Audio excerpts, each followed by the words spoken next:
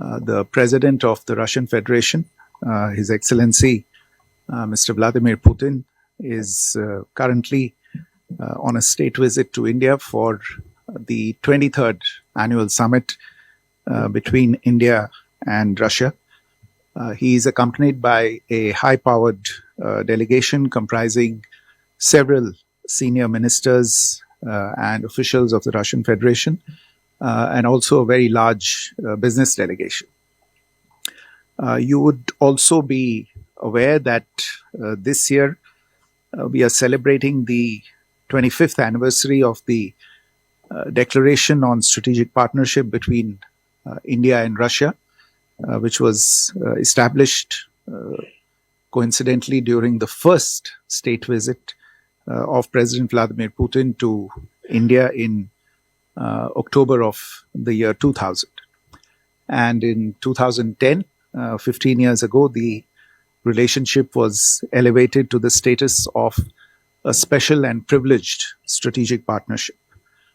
In that sense, this visit on the 25th anniversary of the declaration of the strategic partnership is indeed a very special visit.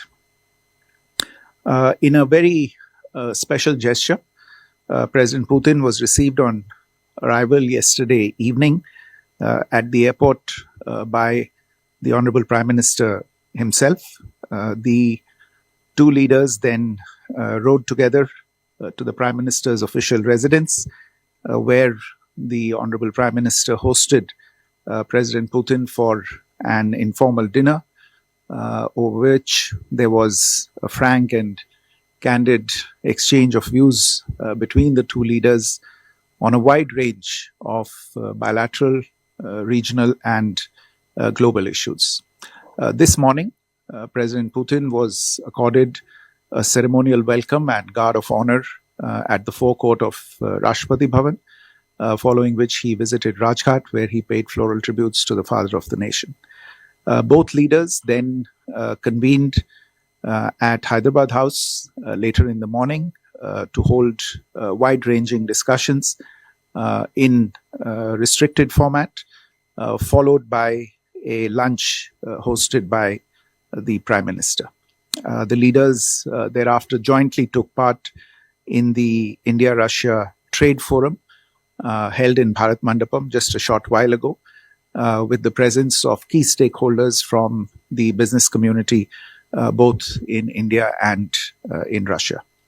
The focus of the forum was on the shared ambition of both leaders to expand the economic dimension of our bilateral partnership by increasing our bilateral trade in a balanced and sustainable manner, including primarily by increasing India's exports to Russia, strengthening industrial cooperation, and forging new investment partnerships.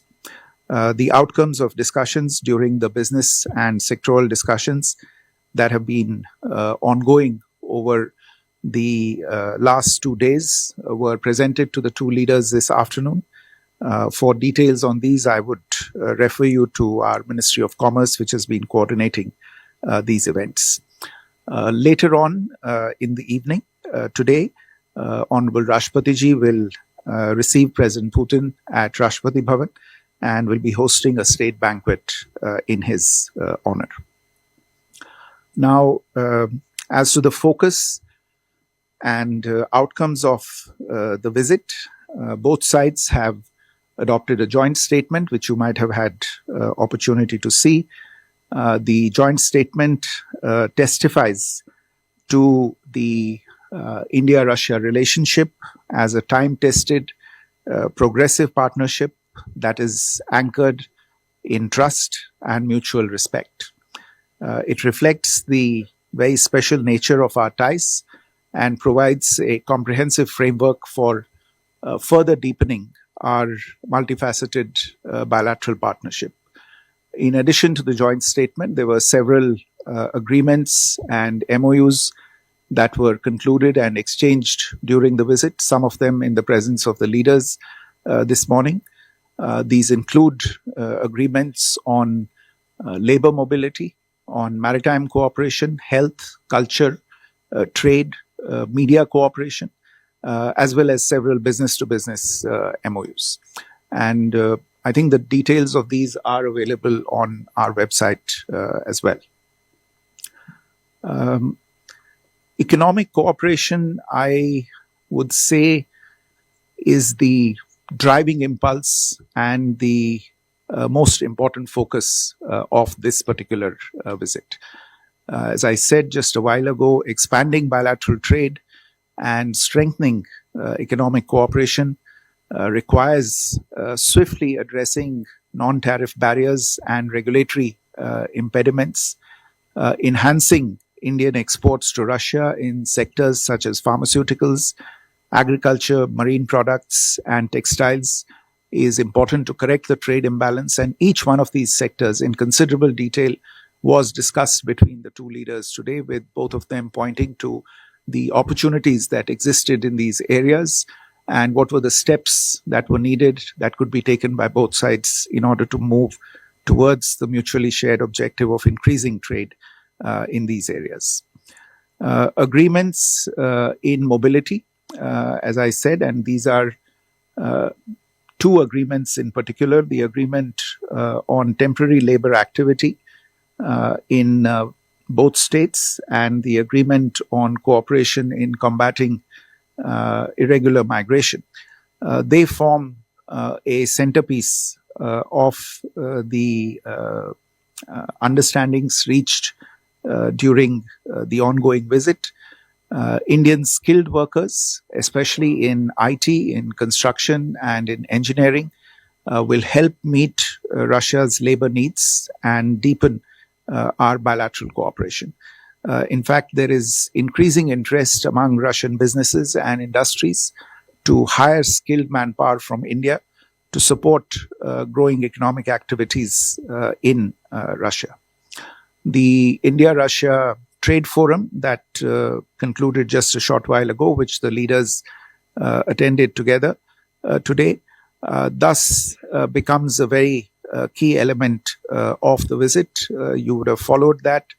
Both the leaders gave a joint call for action to their respective businesses to expand the linkages between them.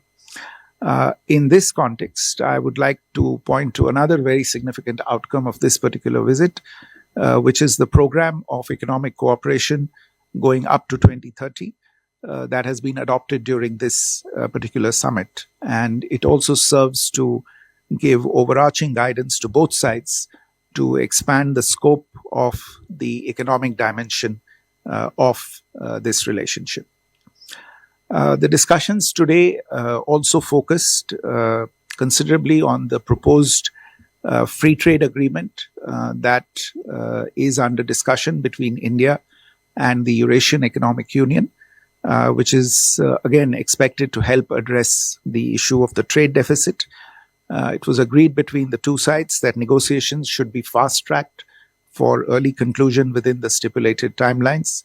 The terms of reference for this agreement had in fact been finalized and signed during the visit just a few weeks ago of the External Affairs Minister to Moscow. I think it was in August of this year when he had co-chaired the India-Russia Intergovernmental Commission on Trade, Economic and Cultural Cooperation with Mr. Denis Manturov, the first Deputy Prime Minister of Russia.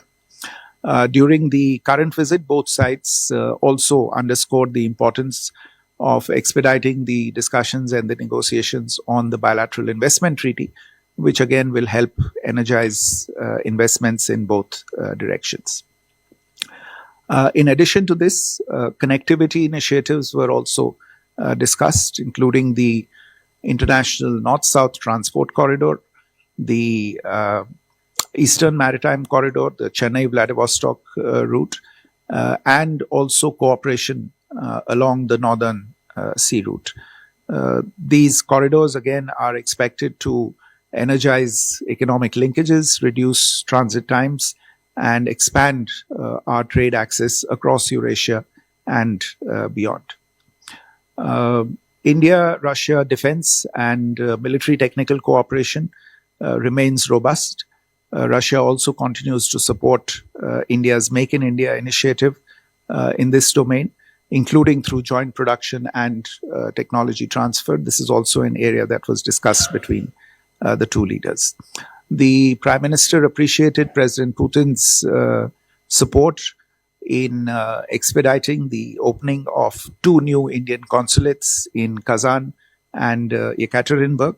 The plaques for the two new consulates were in fact again unveiled by the External Affairs Minister during his recent visit to Russia for the SCO Heads of Government meeting.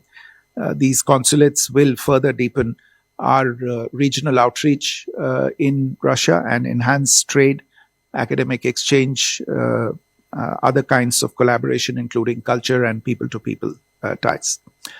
On global and multilateral issues, both leaders reaffirmed their shared commitment to the reform of global governance.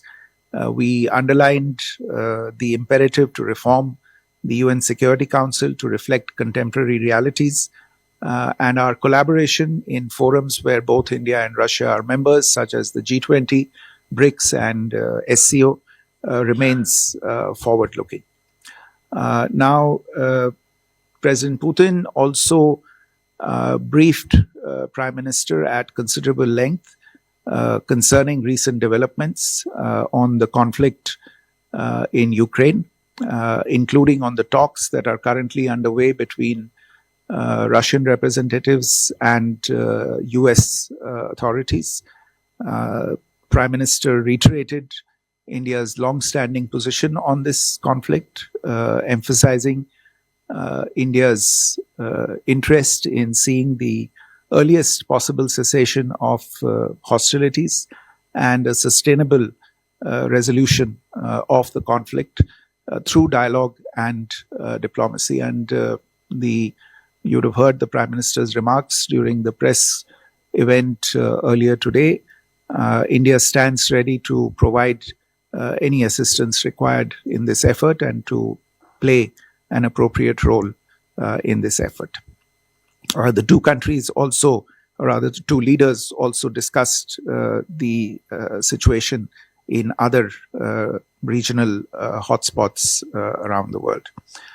On terrorism, the two leaders reiterated their resolve to fight jointly against all forms and manifestations of terrorism, and the Prime Minister reiterated India's zero-tolerance stance on terrorism, and President Putin reiterated Russia's support for India in this effort. So to conclude, I can say that the visit has helped deliver some very substantive outcomes. The rich discussions between the two leaders have helped deepen the trust and mutual respect for each other's core national interests. As I said earlier in my remarks, the overarching focus of this particular summit was to expand and strengthen the economic dimension of our partnership, to advance towards the shared goal of reaching $100 billion in bilateral trade by 2030.